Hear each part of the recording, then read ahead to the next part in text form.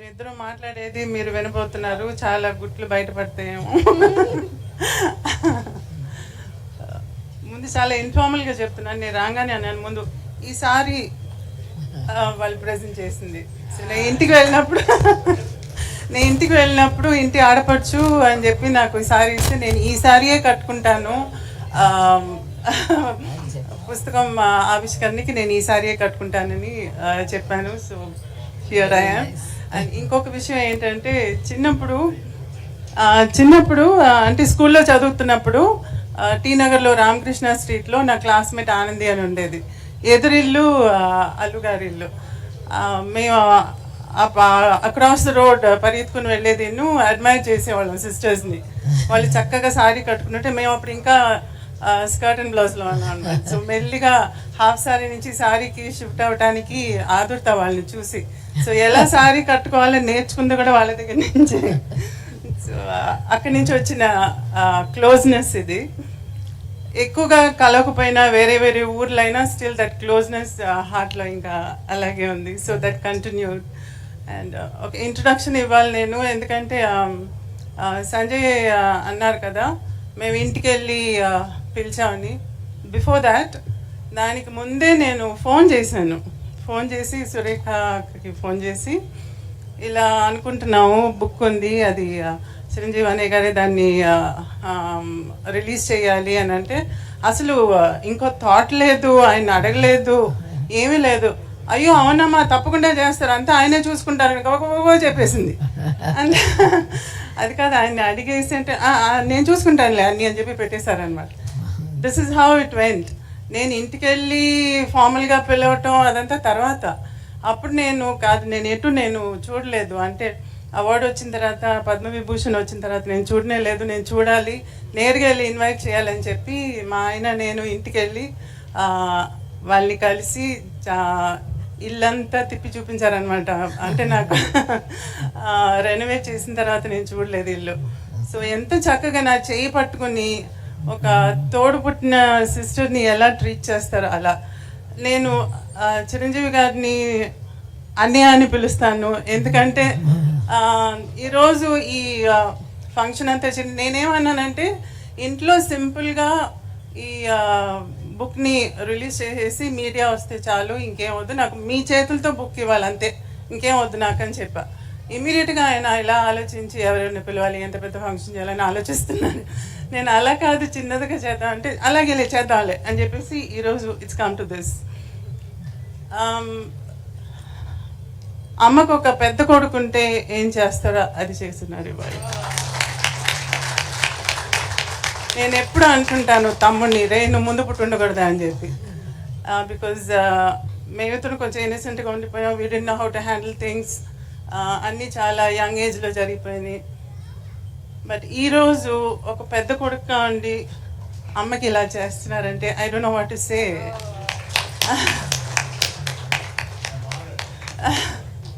So thank you so much. I have no words. ఇంకా మీరు అడిగితే నేను సమాధానం చెప్తాను. నాకు తెలిసిన విషయం ఏంటంటే సురేఖ గారు మెగాస్టార్ చిరంజీవి గారి మీద పెత్తనం జలాయిస్తారని తెలిసిపోయిందో ఇంట్లో. అది ఆయనకి సావిత్రమ్మ గారి మీద ఉన్న ప్రేమ నాకు తెలుసు కాబట్టి వెంటనే ఎలాగన్నా ఒప్పుకుంటారని చెప్పేశాను. నాకు అన్ని విషయాలు కాదు, నాకు ఇలా మాట్లాడడం, స్టేజ్ మీద నుంచోవడం, కూర్చోవడం ఇవన్నీ కూడా చాలా కొత్త, ఇప్పుడు చేయలేదు. కానీ చాము నీ కోసం అయితే ఓకే కూర్చుంటాను, మాట్లాడతాను. అమ్మ కోసం మీరిద్దరు ఏమైనా చేసేటట్టుకున్నారు. ముందు మీరిద్దరూ కలిసి స్టేజ్ మీద ఇలా ఫంక్షన్స్కి రావటం కూడా చాలా తక్కువ అని విన్నాను నేను. అటువంటిది ఈరోజు మన ఇద్దరం కూర్చొని మాట్లాడేటట్టుగా కూడా చేస్తున్నారంటే దట్ ఎక్స్ప్లెయిన్స్ ఎవ్రీథింగ్. స్టేజ్ మీద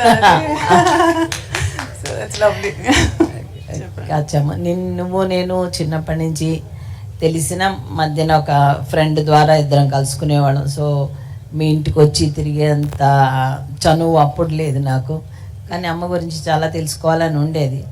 అది నాకు ఈరోజు ఛాన్స్ వచ్చింది. So I want to ask you some things.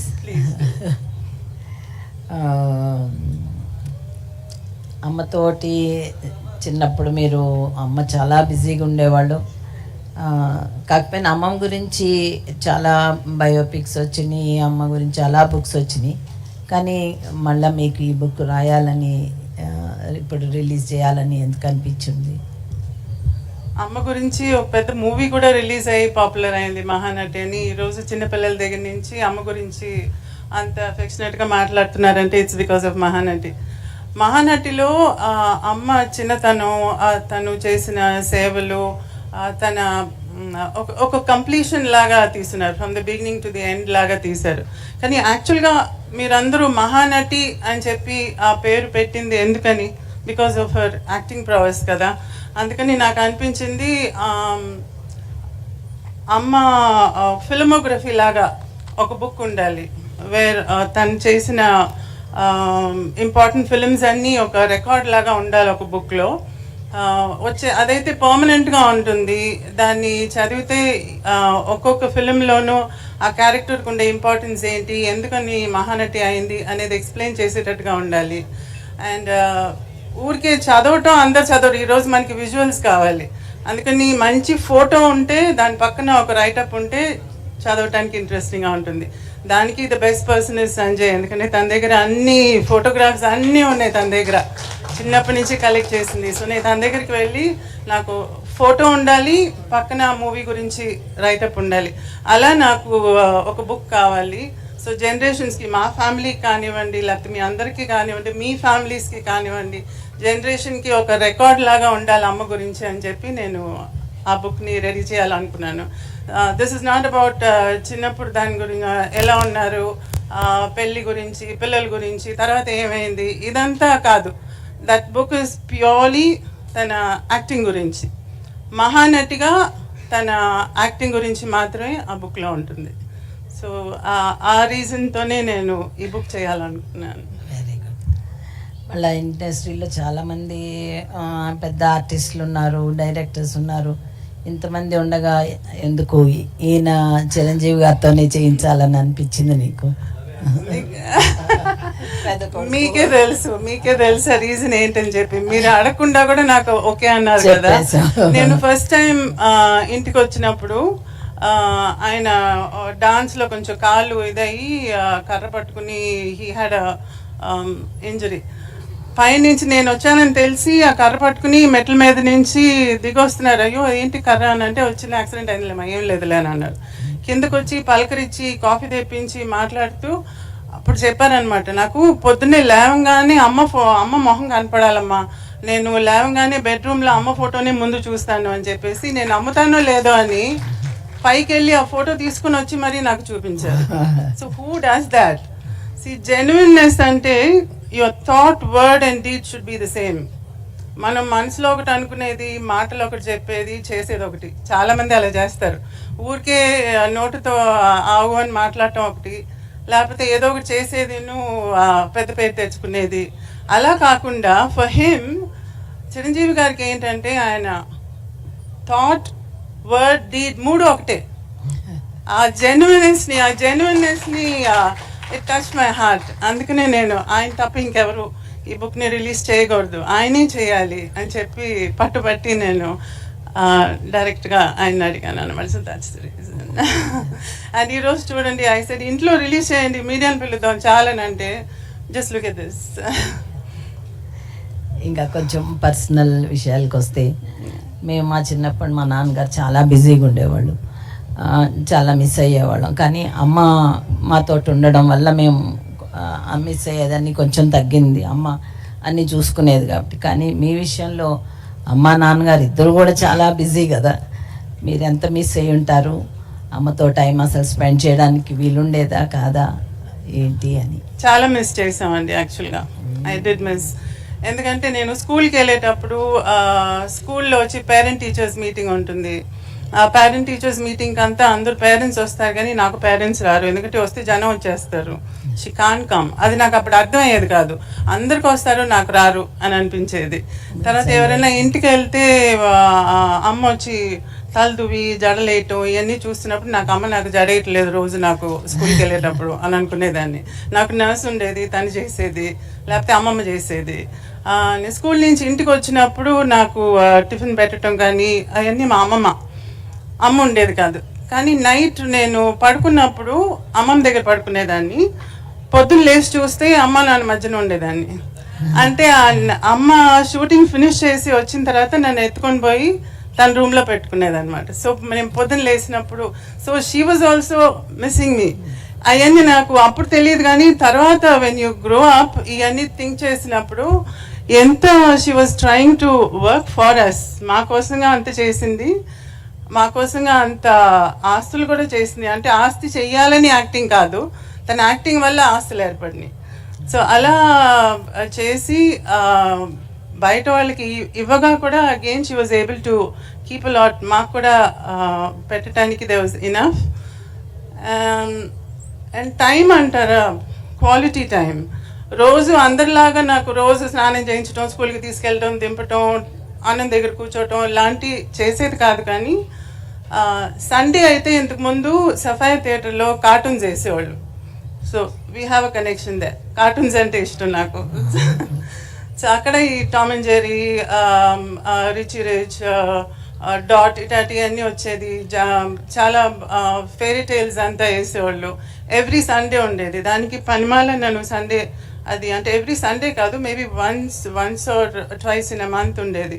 దానికి పని వల్ల అమ్మ నాన్న దానికి తీసుకెళ్ళేవాళ్ళు. So I use to go with them to watch that movie. And బీచ్కి వెళ్ళాలంటే చీకటి పడిన తర్వాత అప్పుడు వెళ్ళేవాళ్ళం. ఎందుకంటే డే టైంలో అయితే జనం వస్తారని పిక్నిక్ లాగా అన్నీ కట్టుకునేది, భోజనం అదంతా. స్పెషల్గా ఫుల్ మూన్ అప్పుడు ఒక చాపేసి ఇసుక మీద we use to go and have food there. And అమ్మ దెయ్యం లాగంతా వచ్చి గలాటా చేసేది మమ్మల్ని. సముద్రం దగ్గరికి వెళ్ళేటప్పుడు అదిగో ఏదో వస్తుంది అనేది, కొబ్బరికాయ డొల్లుకుని వస్తుంటే ఏదో తలకాయ వస్తుంది అనేది. సో ఇలా చాలా చిలిపి శాస్త్రాలు చేసేదన్నమాట. So all that is still in my mind. And తిరుపతికి అప్పుడప్పుడు నడిచి వెళ్ళేది. కారులో వెళ్ళేటప్పుడు మధ్యలో కారు ఆపి కారు మీద ఎక్కి చింతకాయలు కోసేవాళ్ళం. చింత చిగురు అంటే చాలా ఇష్టం. సో అవి కూడా ఆపి కోసేది.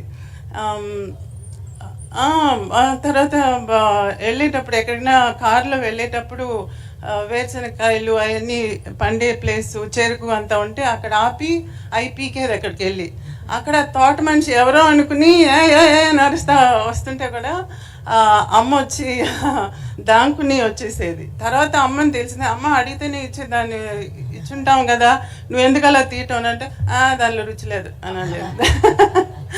సో అట ఈ చిలిపి పనులన్నీ నాకు బాగా జ్ఞాపకం. సో అవి కదా మనకి ఎక్కువగా జ్ఞాపకం ఉండేది. సో డజంట్ మ్యాటర్, నాకు తల దూపతే పర్లేదు, మీటింగ్కి రాకపోతే పర్లేదు, but now I cherish all those memories.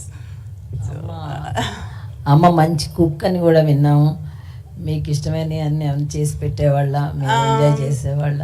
మంచి కుక్ వచ్చి మా అమ్మమ్మ బాగా వంట చేసేది. అమ్మకి ఇంత పెద్ద క్యారీలకి వండి పంపించేవాళ్ళు స్టూడియోలో. అందరూ చుట్టూ కూర్చుని అది ఆనందించేవాళ్ళు అనమాట. అందరూ కలిసి ఈరోజు నువ్వేం తెచ్చావు అంటే నువ్వేం తెచ్చావు అని దే యూస్ టు హ్యావ్. అమ్మ కుకింగ్ వచ్చి అప్పుడప్పుడు స్పెషల్గా ఏదైనా 1-2 కూరలు చేసేది టైం ఉన్నప్పుడు. అందులో స్పెషల్గా మా తమ్ముడికి నచ్చి చేసిన కూర వచ్చి కోడిగుడ్డు ఆమ్లెట్ కూర. కోడిగుడ్డు స్టీమ్లో ఆమ్లెట్ లాగా వేసి దాన్ని కూరలో వేసి చేసేది. అది తమ్ముడికి చాలా ఇష్టం. నాకు వచ్చి చికెన్ని ఈరోజు KFC అంటారు కదా, అది అప్పుడే అమ్మ చేసేది. చికెన్ని మ్యారినేట్ చేసి దాన్ని బ్రెడ్ క్రమ్స్లో ముంచి ఫ్రై చేసి ఇచ్చేది. సో ఇట్లా 1 or 2 dishes బాగా చేసేది. సో అవి జ్ఞాపకం ఉన్నాయి. మా నాన్నగారు మా డ్రెస్సింగ్ విషయంలో చాలా స్ట్రిక్ట్గా ఉండేవాళ్ళు. మాకు చిన్నపిల్లలం కదా, ఏదన్నా మోడర్న్గా వేసుకోవాలని అవన్నీ చాలా అనిపించేది. కానీ నాన్నగారు అవి ఏం ఒప్పుకునేవాళ్ళు కాదు. అది అడుగుదాం అనుకున్నా. చాలా ట్రెడిషనల్గానే డ్రెస్ అవ్వాలి, అలా చాలా స్ట్రిక్ట్గా ఉండేవాళ్ళు అప్పుడు. అప్పుడు అయ్యో అనిపించేది, కానీ తర్వాత తర్వాత పోన్లే మంచి పని చేశారని అనిపించింది. అట్లా అమ్మ ఎలా ఉండేవాళ్ళు మీతోటి, మీ డ్రెస్సింగ్ గురించి వాటి చాలా స్ట్రిక్ట్ అండి అమ్మ. నేను ఒకసారి మూవీ షర్మిలి మూవీ ఉంది కదా, షర్మిలి అని రాఖీ యాక్ట్ చేసింది. చాలా అందంగా ఉంటుంది అందులో రాఖీ. అందులో జంప్ సూట్ వేసుకుంటుంది. ఆ జంప్ సూట్ చూసి నేను అమ్మ నాకు జంప్ సూట్ కావాలని చెప్పాను. అంటే చేయించలా. ఏంటంటే జంప్ సూట్ అంటే మొత్తంగా టైట్గా ఉంటుంది కదా, మధ్యలో ఓపెన్గా చెప్తున్నాను, మధ్యలో డివిజన్ కనపడకూడదు మా ఆడోళ్ళకి అని చెప్పేది. సో ప్యాంట్ షర్ట్ వేసుకుంటే కూడా the shirt should be below, cuts కనపడకూడదు. సో మోకాల దాకా ఉండాలన్నమాట. తను చక్కగా పావడ, పరికిని, హాఫ్ శారీ అవన్నీ చాలా ఇష్టం ఆమెకి ట్రెడిషనల్గా.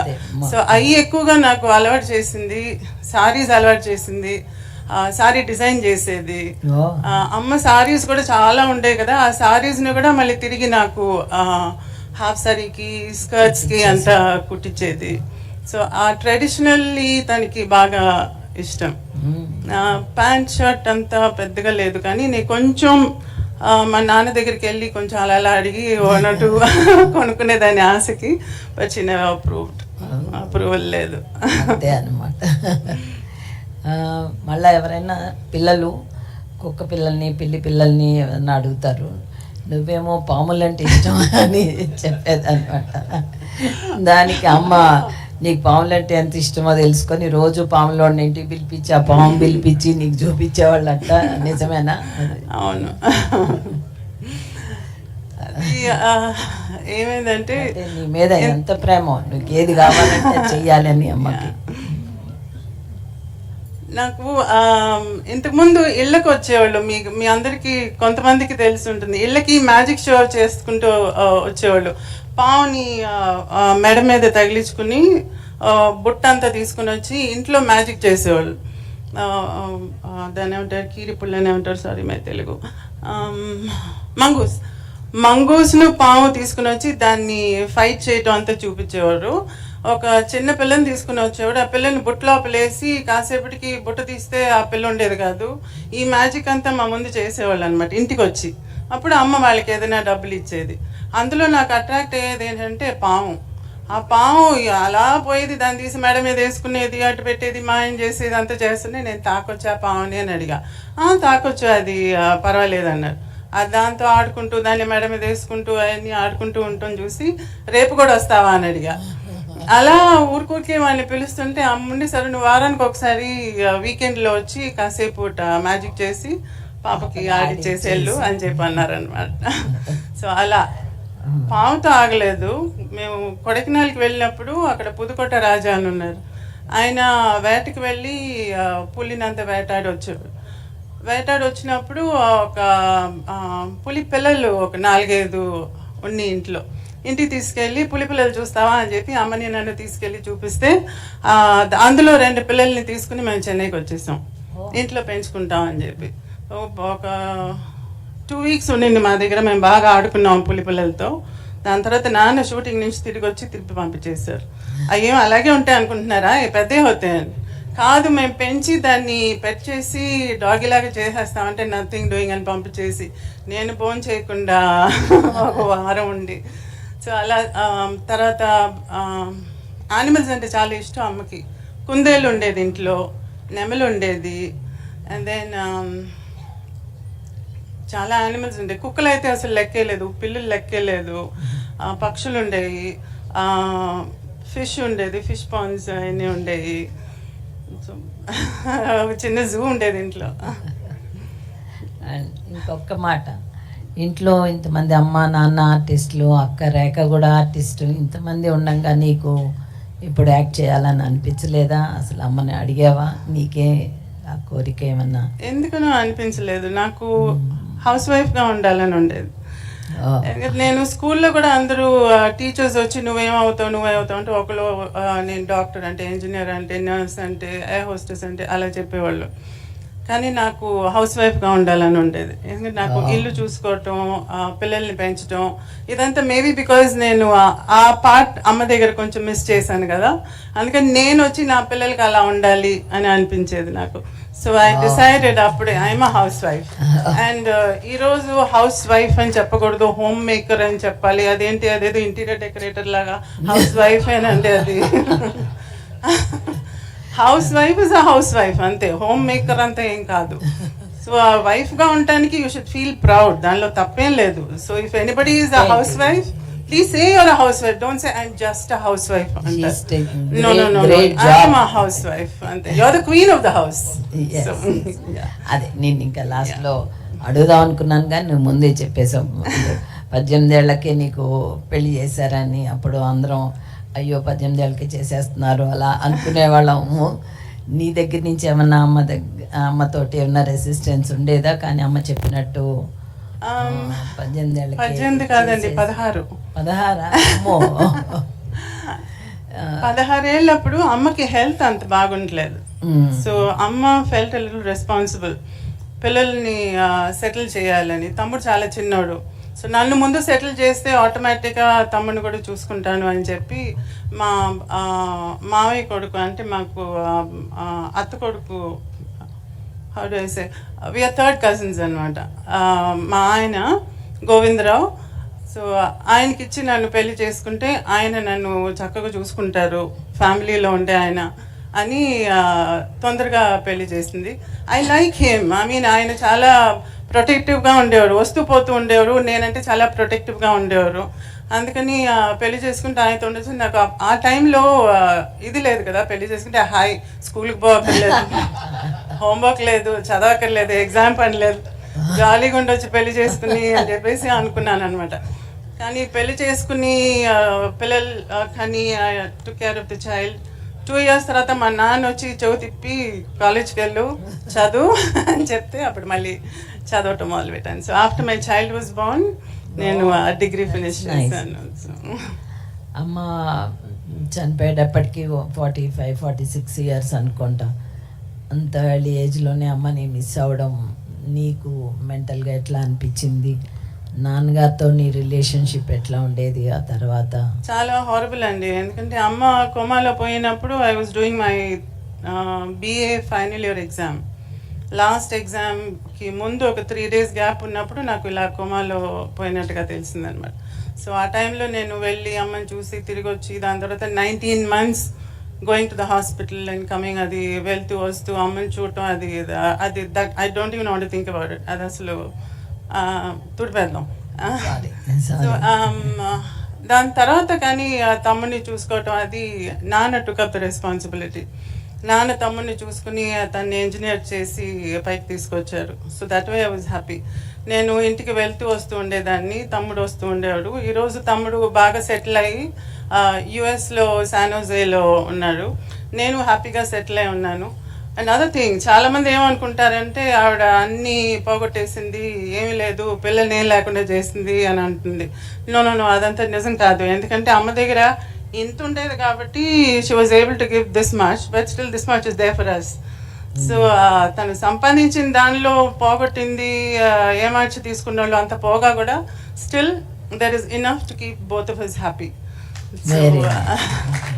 సో ఇది అమ్మకి కళల మీద ఉన్న ప్రేమ వల్ల మేమందరం ఈరోజు చాలా బాగున్నాం. ఈరోజు మీ ముందు ఇలా నేను కూర్చుని ఉన్నానంటే అది because of her. So I'm always thankful to her. మీ పిల్లలకి ఎవరికి కూడా ఆర్టిస్ట్ అవ్వాలని కోరిక లేదు? ఆయన అడిగారండి ఒకసారి, మా బాబుని చూసి రెండో వాడిని, మీకు ఏమైనా ఐడియా ఉందా సినిమాలకి అని చెప్పి మా రెండో వాడిని చూసి అడిగారు, అభినయ్ని. దాసరి గారి దగ్గర ఒక మూవీ చేశాడు యంగ్ ఇండియా అని చెప్పి. ఆ టైంలో అది చేసేటప్పుడు మిగతా ఫిలిమ్స్ అయ్యి ఒప్పుకోకూడదని చెప్పి చేయలేదు. దాని తర్వాత కణితం ఏదే రామానుజం అని చెప్పి మ్యాథమెటిషియన్ రామానుజం మెయిన్ క్యారెక్టర్ చేసి అందులో అవార్డు వచ్చింది. ప్రెసిడెంట్ కూడా చూశారనమాట ఆ టైంలో ఆ మూవీని. సో మంచి పేరు వచ్చింది దానికి. సో కొంచెం సెలెక్టివ్గా పోయాడు. ఈరోజు he is basically a sportsmen. So టొరంటోలో పక్కన ఒక అకాడమీలో, ఒక స్పోర్ట్స్ అకాడమీలో ఈరోజు టేబుల్ టెన్నిస్ సెక్షన్ని చూసుకుంటున్నాడు అనమాట తను. But still he likes acting, emotional acting అంటే ఇష్టం తనకి. ఏదైనా స్పోర్ట్స్కి సంబంధించిన క్యారెక్టర్ వస్తే బాగున్నామా అని అంటూ ఉంటాడు. So let's see if he's lucky he might get something. మా పెద్దోడు వచ్చి he's behind the screen. Short films చేసే కోర్స్ని యూనివర్సిటీ ఆఫ్ కాలిఫోర్నియాలో చేస్తున్నారు. అండ్ ఈరోజు బెంగళూరులో, చెన్నైలో, ఊటీలో అంతా he takes workshops for those who take short films. So workshops చేస్తుంటారు షార్ట్ ఫిలిం చేసే వాళ్ళకి. So and that's both of them are sort of in the same field. ఒక్కటి final last question. Mahanati movie చూశారు కదా, నీకు అందులో అన్నీ కరెక్ట్గా ఉన్నాయి అని అనిపించిందా? ఇంకేమన్నా చూపించి ఉండాల్సిందని అనిపించిందా? మహానటి మూవీలో చాలా కాంట్రవర్సీస్ వచ్చినాయి బయట నుంచి. బట్ నాకేంటంటే దానిలో నాకు అప్సెట్టింగ్గా నాకేం కనిపించలేదు. The whole thing was true. ఎందుకంటే ప్రతిదీ నన్ను అడిగే చేశారు. అందులో కొంచెం ఎక్స్ట్రాగా చూపించింది వచ్చి సినిమాటిక్గా, డ్రామాటిక్గా చూపించాల్సి వచ్చిన దానివల్ల చూపించడమే, కానీ అదర్వైజ్ దానిలో చూపించిన ఫ్యాక్ట్స్ అన్నీ true. And I was very touch to hear one of the ఇంటర్వ్యూస్లో మీరు వచ్చి మహానటి టైంలో అడిగినప్పుడు మీరు అడిగిన మొదటి ప్రశ్న వచ్చి చాముండేశ్వరి గారిని అడిగారా అని అడిగారు. See, that is what I meant. Why should he bother about what I feel కదా? సో ఆ కనెక్షనే నాకు ఈ రోజు కూడా still I feel that affection is still there. So I'm happy about Mahanati అండి. థ్యాంక్ యూ చాము. Thank you. It was so nice talking to you in the open. And నా కోసంగా ఫస్ట్ టైం స్టేజ్ మీదకి వచ్చి మాట్లాడింది చాలా థ్యాంక్స్ అక్క. చాలా థ్యాంక్స్.